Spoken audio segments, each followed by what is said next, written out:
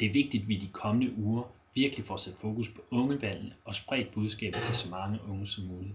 Det kan du blandt andet gøre ved at dele artikler på Facebook. Hvis du for eksempel ser en artikel som denne, der handler om, at 16-årige skal stemme i 30 kommuner, så kan du dele den på din profil. Stort set alle aviser og blogs har efterhånden denne delefunktion til alle artikler.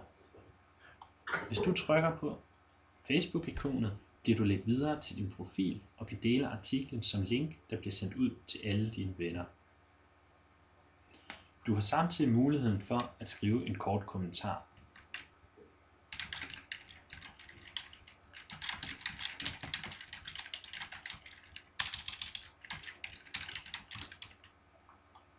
Skriv en kort kommentar, tryk på del, og artiklen er nu tilføjet til din statusmeddelelse. Det kan du blandt andet se, når du går home. Her har du delt din artikel, og på den måde har alle dine venner set, at der har været en artikel, som for eksempel denne fra politiken.dk. Udover at dele artikler på din egen profil, kan du også være med til at gøre Ungvalg 09's side endnu sejere.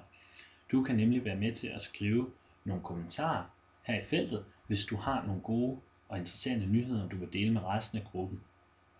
Du kan også tilføje et link, hvis du synes artiklen var så interessant, at du også vil dele den med alle de andre fans. Du kan uploade billeder, hvis du har taget nogle interessante billeder fra en debat, en aktivitet eller en anden ting på din skole eller i din forening. Og du kan uploade videoklips, hvis du har nogle seje clips, der skal deles med de andre.